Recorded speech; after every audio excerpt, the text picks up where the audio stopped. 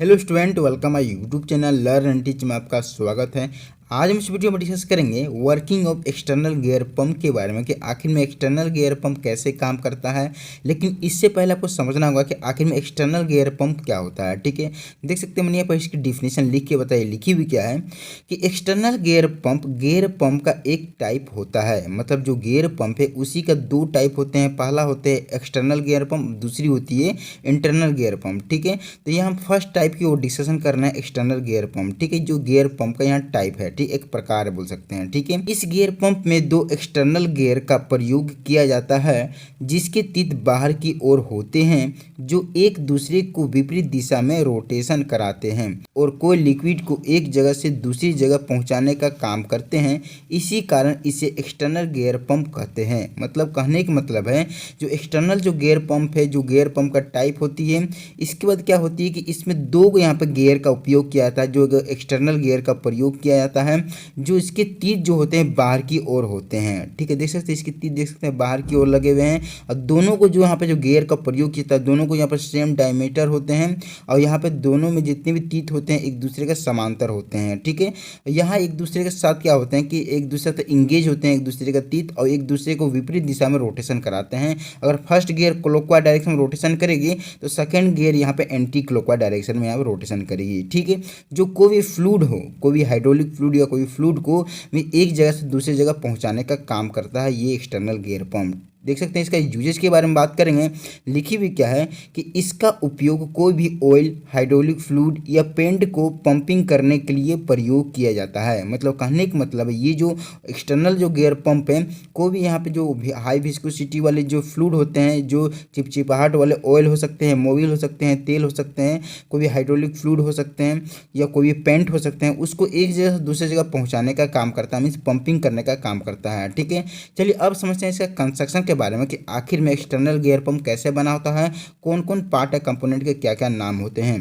तो देखिए सबसे पहले क्या होती है, एक्सटर्नल गियर पंप को बनाने के लिए यहाँ पे दो एक्सटर्नल गियर का प्रयोग किया जाता है जिसकी जो डायमीटर होती है इक्वल होती है और इक्वल नंबर ऑफ टीथ होती है दोनों में। देख सकते हैं इसको एक तरह का एक्सटर्नल गियर बोलेंगे। ठीक है, पहला जो गियर होती है उसको एक तरह का हम लोग बोलते हैं ड्राइवर गियर और दूसरी जो गियर होती है उसको एक तरह का क्या बोलते हैं, ड्रीवन गियर। ठीक है, दोनों को तीत आपस में एक दूसरे के साथ मेसिंग होते हैं, मीन्स इंगेज होते हैं, फंसे हुए होते हैं। ठीक है, तभी जब ये क्लॉकवाइज डायरेक्शन में यहाँ में जो ड्राइवर गियर रोटेशन करता है तो दूसरी वाले को विपरीत दिशा में रोटेशन कराती है, मीन्स उसे एंटी क्लॉकवाइज डायरेक्शन में रोटेशन कराती है। ठीक है, अब क्या होती है इसके बीच में एक शाफ्ट लगी होती है हमारा ड्राइवर गियर के बीच में। ठीक है, इसको एक तरह का क्या बोलेंगे, ड्राइवर शाफ्ट बोलेंगे। ठीक है, दूसरी जो गियर है, जो ड्रिवन गियर है, उसके बीच में बूश लगी होती है जो फ्रीली रोटेशन करती है। इसमें जो ड्राइवर जो गियर होती है उसे एक्सटर्नल पावर दी जाती है मोटर के साथ। जो मोटर साथ इसकी शाफ्ट कनेक्ट होती है, जब मोटर रोटेशन कराती है तो ये रोटेशन करती है और दूसरी वाली गियर को रोटेशन कराती है। ठीक है, अब क्या होती है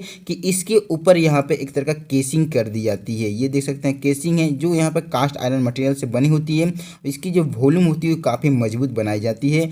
ठीक है, अब क्या होती है इसके अंदर दो गो पोर्ट होते हैं। पहला पोर्ट होते हैं एक तरह का जिसे बोलते हैं इनलेट पोर्ट और दूसरी पोर्ट को एक तरह क्या बोलते हैं, डिस्चार्ज पोर्ट। इनलेट पोर्ट से कोई भी लिक्विड को अंदर की ओर सक करता है और डिस्चार्ज पोर्ट के सहयोग से बाहर की ओर निकाल देता है लिक्विड को, मतलब जो लिक्विड हो हम इसमें ट्रांसफर करना चाह रहे हो। अब समझते हैं इसका वर्किंग के बारे में कि आखिर में एक्सटर्नल गियर पंप कैसे वर्क करता है। ठीक है, तो देखिए सबसे पहले क्या होती है, ये जो नजर आ रही है आपके सामने ड्राइवर गियर, तो इसकी जो शाफ्ट है जिसे एक तरह का ड्राइव शाफ्ट बोलेंगे, जो मोटर साथ कनेक्ट होती है। जैसे इसे एक्सटर्नल पावर दी जाती है, जैसे इलेक्ट्रिकल मोटर यहाँ पे ऑन होती है, इसकी ड्राइव ये शाफ्ट रोटेशन करती है और इसके साथ यहाँ पे पूरी तरह से फिक्स होने के कारण हमारा ड्राइवर गियर यहाँ पे क्लॉकवाइज डायरेक्शन में रोटेशन करने लगता है। देख सकते हैं कैसे ये क्लॉकवाइज डायरेक्शन में रोटेशन कर रही है। ठीक है, जैसे ही क्लॉकवाइज डायरेक्शन में रोटेशन करेगी तो यह दूसरी वाली जो गियर इसके साथ जो तीत के साथ इंगेज होने के कारण दूसरी वाली जो गियर है जिसे एक तरह का ड्रिवन गियर बोलते हैं वो एंटी क्लॉकवाइज डायरेक्शन में रोटेशन करने लगेगा। देख सकते हैं कैसे ही रोटेशन कर रही है,